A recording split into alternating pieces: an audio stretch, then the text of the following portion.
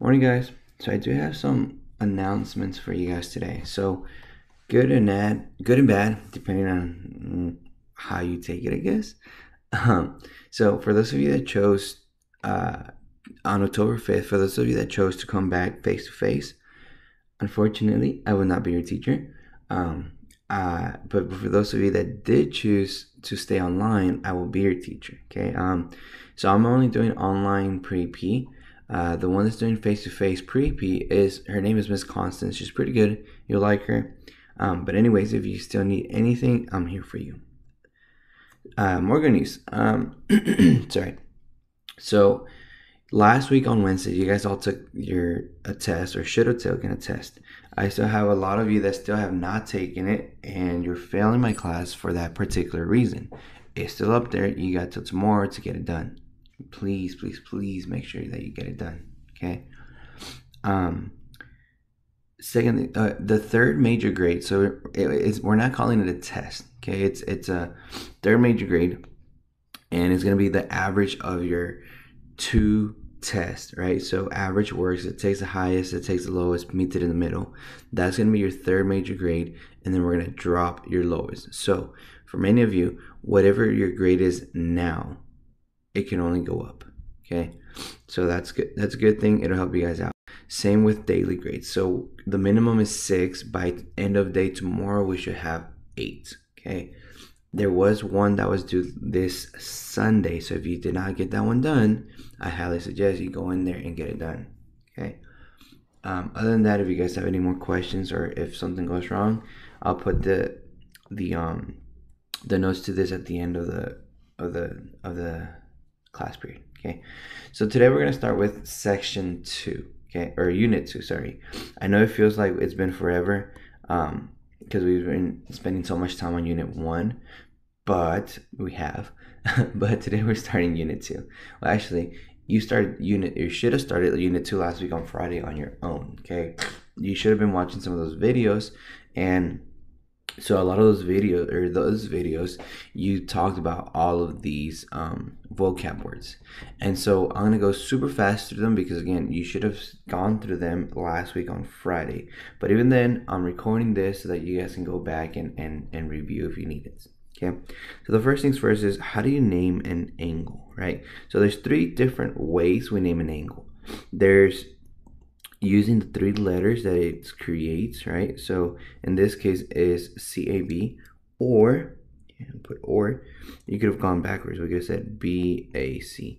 But what's important is the 2 letters that are on the sides doesn't matter. What matters is where the middle one is. And this middle letter here, that's what we call the vertex. Okay. So as long as that's in the middle, then you're good. The second way we label an angle is by the number that's inside, right? So in this case, it's number 2. And then the third way is by the vertex itself, vertex. And then the sides, or the side of an angle, is actually a ray, right? So in this case, it's ray AC and ray AB, right? So those are the 2 sides of my triangle, correct? Okay. Moving on. So what if I told you that this angle here is 45 degrees and this angle there is also 45 degrees? Then one statement or something that we can say about angle CAB and angle EDF is the fact that they are congruent, right? They're equal to each other. And some other thing, if I were to add, right, if I were to add these 2 angles, if instead of saying they're congruent, if I was to add them, then we're going to see that they equal, or they add up to 90 degrees. And so angles that add up to 90 degrees is what we call complementary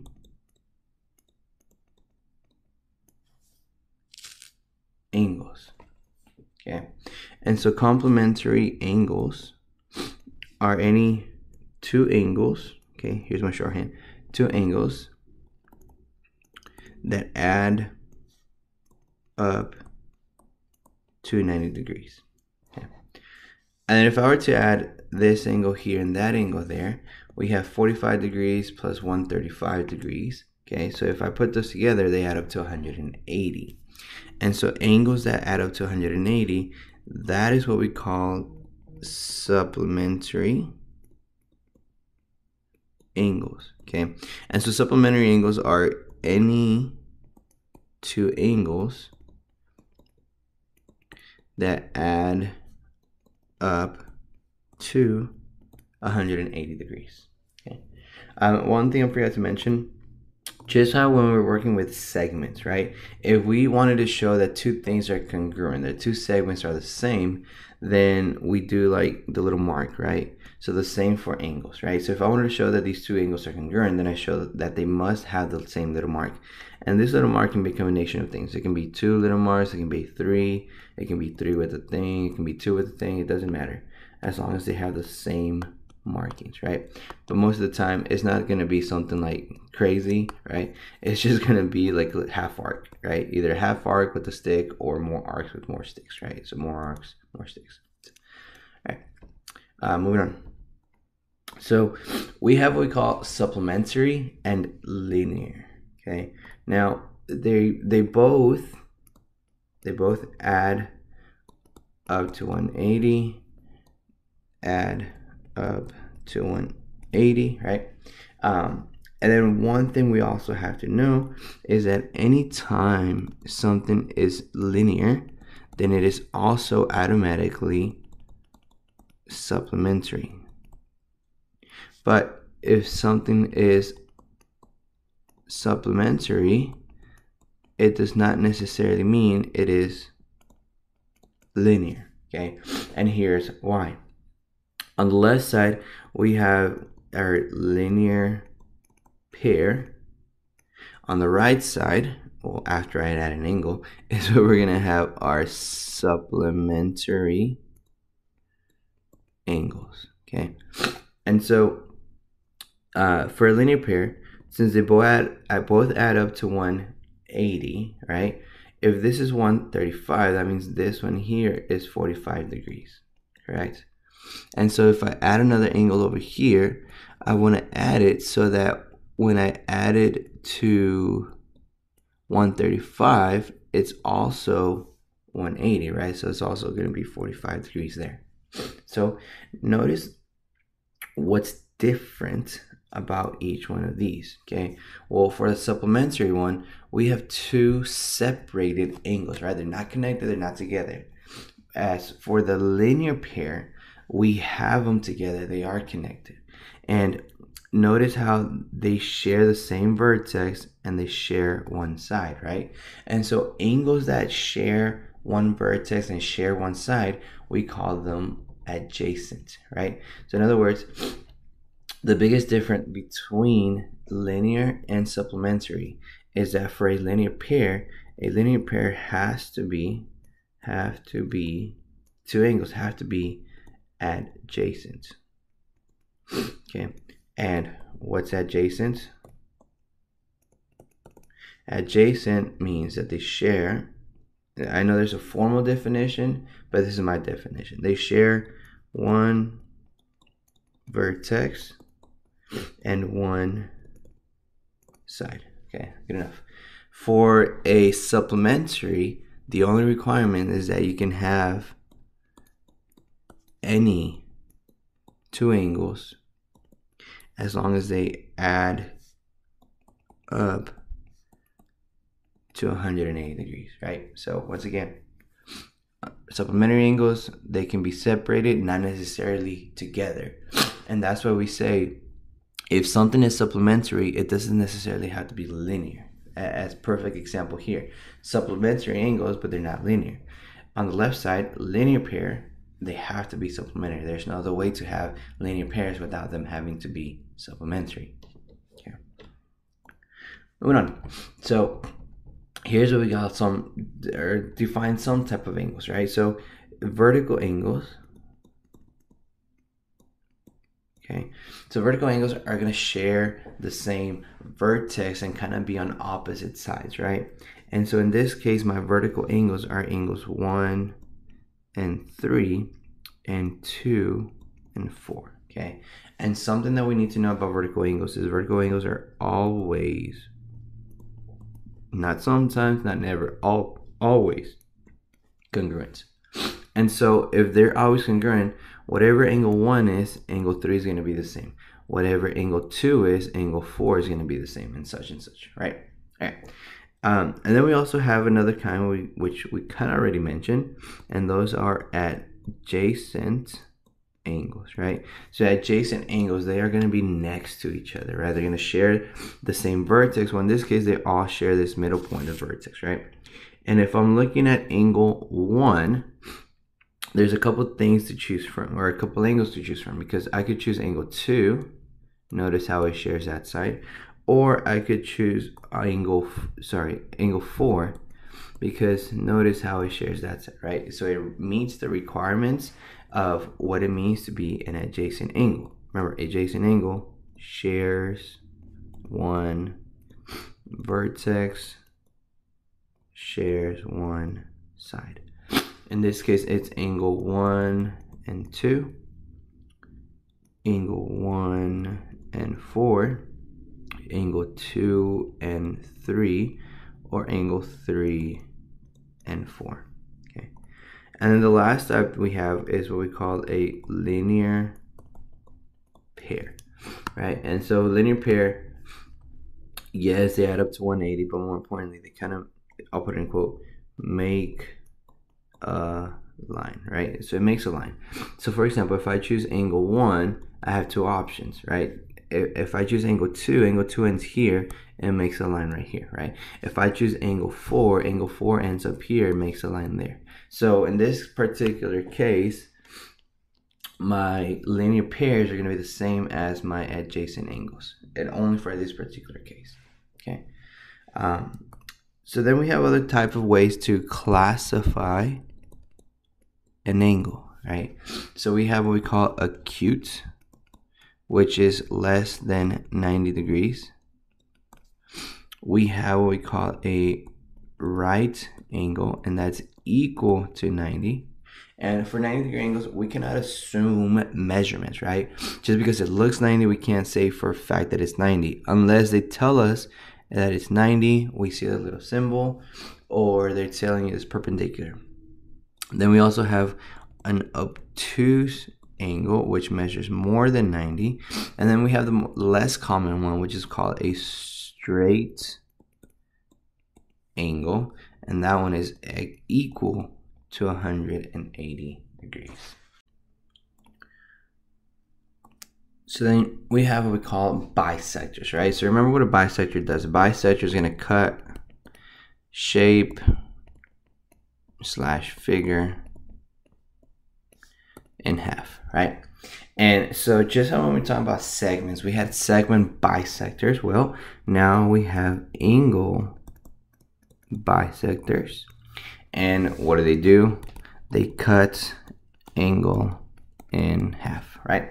And so here I have a ray, and I'll say, well, instead of saying ray, let's use notation. So we say ray AD bisects angle CAB. So if that happens, what could I conclude? Well, I can conclude that these two angles are going to be congruent. And the reason they're congruent is because that's the definition of an angle bisector, right? So here we have angle CAD is going to be congruent to angle DAB. And I know that because of angle bisector. Okay. So since we're here, let's add this other thing. So we have angle addition postulate, which should sound extremely familiar because it should sound like segment addition postulate, right? So when we're talking about segment addition postulate, what we did was we took smaller segments and created the bigger one, right? So same here, we're going to take smaller angles, right? So we're going to take these smaller angles and we're going to create this big one. And so we start angle CAD plus angle DAB is going to equal to angle CAB. Okay, it works the same way.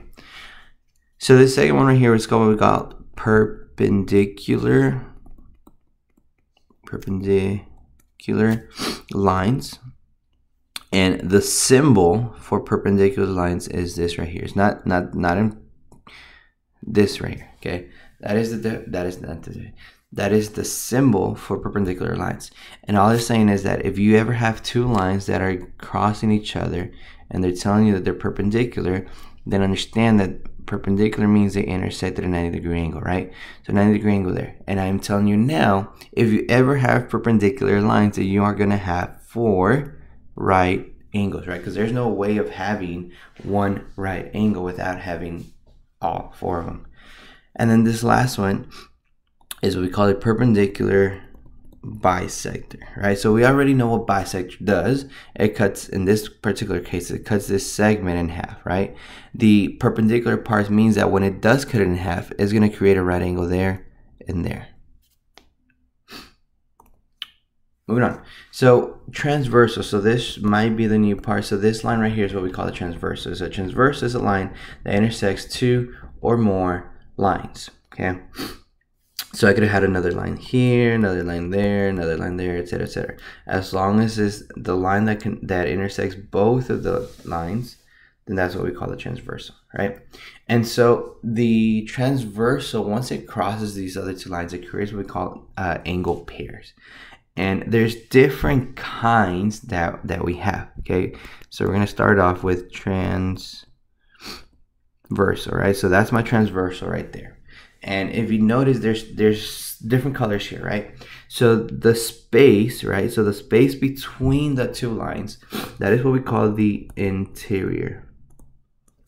The space on the opposite side, on the outside, the one that's not bounded by anything. So this blue part here is what we call the exterior. And same for down here. This is the exterior, okay? And so the different type of angle pairs that it creates, okay? The first one, they are called corresponding, okay? Corresponding angles.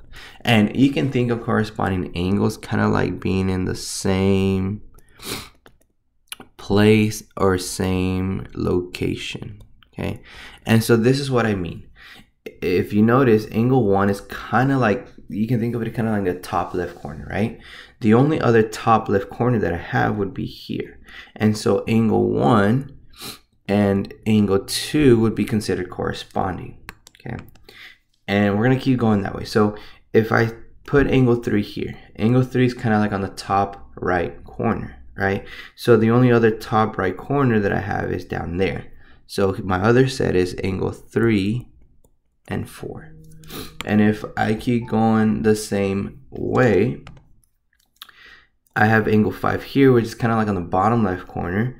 Then it's going to match with angle 6. So my other one is 5 and 6. And then lastly, I can put angle 7, which is kind of like on the bottom right corner. The only other bottom right corner is down there. So my last pair of corresponding angles are 7 and 8. Okay.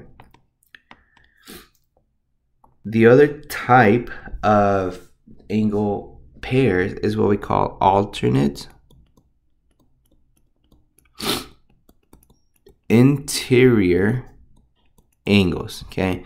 And this one's important because it has 2 keywords, alternate, interior. So alternate, think of it as kind of like opposite, right? So opposite side of the transversal, right?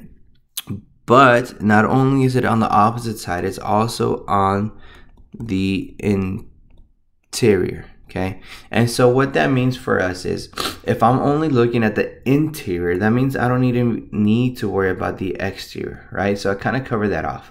And if here's my transversal, it's still the red line. If it says opposite, then that just means that I have a left side and then I have a right side, correct? And so when it says opposite, I just make sure I choose one on each side. So for example, if I choose angle 5, then I cannot choose angle 7, because if I put those together, it's a linear pair. I don't want linear pairs, right?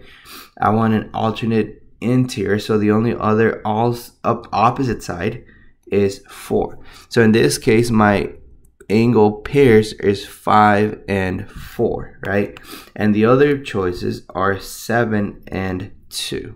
So those are my two alternate interior angles, okay? And so then we have the next type of angle pairs, which is what we call alternate exterior, okay? And the same thing about alternate interiors, we're kind of gonna approach the alternate exterior. So we're still thinking opposite of the transversal. The only difference is now we are on the exterior, right? And so if we're only focused on the exterior, I don't even care about the interior, right? I don't even want to look at it.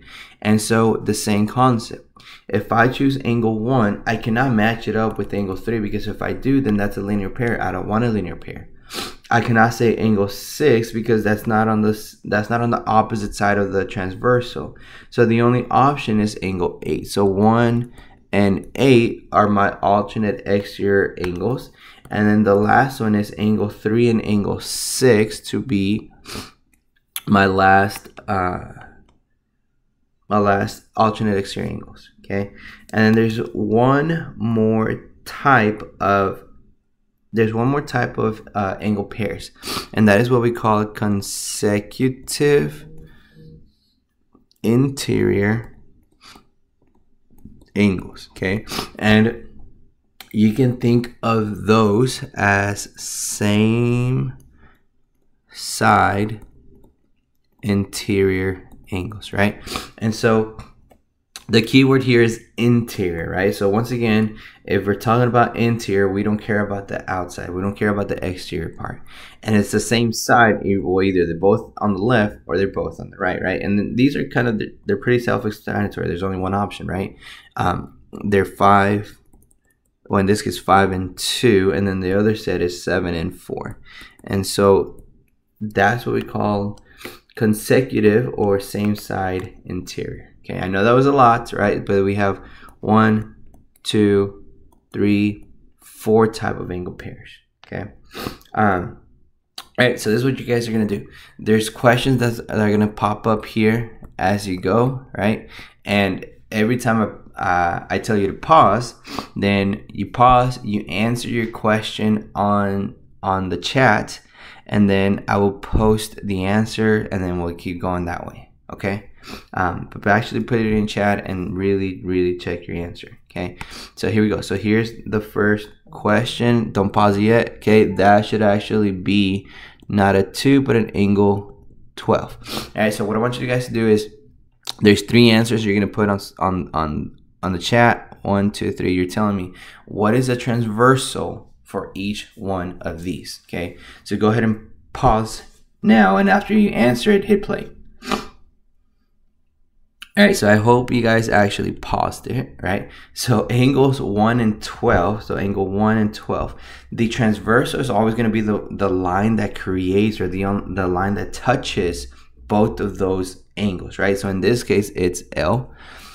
For angles 3 and 6, so 3 and 6, once again, the line or the transversal that touches both of those is going to be J, okay? And 12 and 14, 12, 14, once again, the line that creates both of them, the line that touches both of them is K. Okay, let me answer one question now. Angle 4 and angle 13. Okay, there's not one line that touches both of them, right? There's not one line that goes through both of them, right? There's no transversal, so we can never say anything that connects these angles together because there's not one line that touches both of them. Same with these angles here, right? We cannot relate any of them. We cannot call them angle pairs because there's not one transversal that touches any of them. Okay. All right, here's your next question. Go ahead and pause. All right, so any 2 corresponding angles, there is plenty. Okay, so let's talk about them. So the corresponding angles, remember, means same relative position, right? So there's definitely like a lot depending on what you're looking at, right? So I'm gonna do this, right? So if I want to look at this, then my angle pairs are 1 and 9, 2 and 10, 3 and 11, or 4 and 12, right? And so that's it for that one. To use a different color, for this transversal, I have 5 and 13, 7 and 15, 6 and 14, 8 and 16. So vertically, those are all my options, right? But remember, it just depends on the transversal that you're looking at, right? And so this is what I mean. If we go sideways, because we have a transversal there, right? Remember, definition of transversal is as long as it touches two lines, or it goes through two other lines, right? So if that's the case, then I have 12 and 16, 11 and 15, 13 and 9, 10 and 14. And repeat the same process for transversal J, 1 and 5, 3 and 7, 8, 4, 2, 6. Okay, so actually, I hope you actually got at least one of them. And if you made some mistakes, I hope they're clear now. If you don't, still answer or ask some questions. All right, here's your next question. Okay, there is many. You can just put one. Okay, name any two alternate interior, keyword interior. So go ahead and pause. Put your answers in the chat. Alright, so alternate interior, kind of the same thing, right? Depending on what you're looking at. So we're looking at these, right? Alternate interior. So we got 2 and 11, 4 and 9. If I'm looking at these, I got 6 and 15, 8 and 13. Okay. If I look at my transversals horizontally or slanted, whatever you call it, we got 3 and 6, 5 and 4. Okay, slanted this way as well, we got 11, 14, 13, and 12. Okay. If you said anything with the numbers that included 10, 1, 7, or 16, it is wrong. Okay, the reason it's wrong is because all those numbers are on the exterior. All right, next question. Again, I just want one. Okay, alternate exterior. Go ahead and pause, put your answer, and then continue. All right, so alternate exterior, right? So exterior, kind of the same thing. So if I'm looking at these, alternate exterior. Exterior means on the outside, so nothing in there. So 1, 12, 3, 10. Same thing here. Exterior means nothing inside, so 5, 16, 7, 14, right? And if I'm going sideways, right? Same thing. This is considered interior. I want exterior, so 2, 7, 1, 8. Same thing in here. 9, 16, 15, and 10. Okay. All right, last set of questions. Again, I only want one, so go ahead and pause. Give me your answers. All right, consecutive interior, right? So same thing, right? So if I'm looking at this, I have 2 and 9 or 4 and 11. If I'm looking at transversal M, I have 6, 13, 8, 15. If I'm going sideways, right? So if I'm going sideways, I'm looking at transversal K, 11, 13, 12, 14, 3 and 5, 4 and 6. Okay. Again, I cannot say 13 and 4 because there's not one transversal that connects them. Okay, you can't create angle pairs if there's not a transversal that connects both of them. All right, so this next part is kind of leading you off to what you guys are going to be doing for the homework. Okay, and so just how when we talked about marking the diagram with all your other problems, we're going to do the same thing, right? So mark the diagram. So it's telling you angle ABF. So this angle here is 6x plus 26. And then it says angle EBF. So this little angle there is 2x minus 9. And then it's telling you that ABE, this big angle, is equal to 11x minus 31. And then finally, it's asking you to find the measurement of ABF, right? So ABF. So it's asking you to find that measurement, correct? Well, we know that measurement here in terms of x, right? The only thing that we don't know is what is the value of x, right? Because once we know what x is, then I can simply plug it in and I get my answer, right? So our goal is to figure out what x is. And we're going to do that because notice how they're giving you this 3 angles, right? Well, really 2 angles that make up the big angle, right? So we're going to use our angle addition postulate, right? And so I'm going to write it out with words first. So I have angle ABF, right? So that's the red angle, plus angle EBF, that's the blue angle, is equal to the big angle, which is ABE, which is in green. Okay, and I'm going to go back and substitute what I know. I have 6x plus 26 plus 2x minus 9 equals 11x minus 31, right? So combine like terms, so we got 8x plus 17, 11x minus 31, 3x equals 48. We get x to be 16. Once we know what x is, we simply substitute it in here, right? It's because this had the measurement of ABF, which was equal to 6x plus 26, which is found that to be 16. Substitute it in, simplify, we get the measurement of ABF to be 122 degrees. Okay, so problem down here, same diagram, same picture, different question, right? And so it says BD bisects a CBE, right? So here's ray BD is going to bisect CBE. So that's telling me that these 2 angles are going to be congruent. And so that's what I'm going to start with. So I'm going to put CBD congruent to angle EBD, right? And so then there's more information. Remember, that means 90 degrees, right? So it says BC perpendicular to BA. So BC, so this right here is perpendicular to BA, which means there's a 90-degree angle there, right? 90 degrees.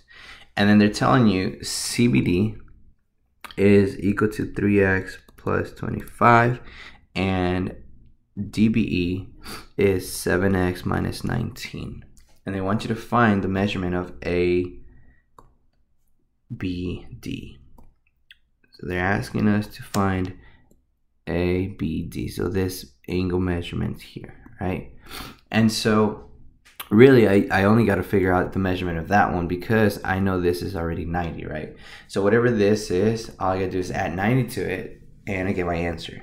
But in order for me to figure out what that is, I first have to figure out what is the value of x. And so to find the value of x, we're gonna use this right here. So we have 3x plus 25 equals 7x minus 19. Move some stuff around, we get x to be 11, right? So once I know x is 11, I simply plug it in to either one of these, right? And we should get our answer. So the measurement of CBD equals 3 times 11 plus 25, or that's going to be 33, 55, 58. And then we're going to add the 90-degree angle, which tells us that the measurement of ABD is going to equal 148 degrees. Okay. All right, last one. Okay, this one we're just going to set it up. so you don't run out of time. So it says the measurement of DEG. So DEG here is 5x minus 4. The measurement of GEF is 7x minus 8. And then the measurement of DEH is 9y plus 5. And they want you to find the values of x and y, right? So x equals, y equals. So since this is the only information that they give us, we can recognize a couple of things, right?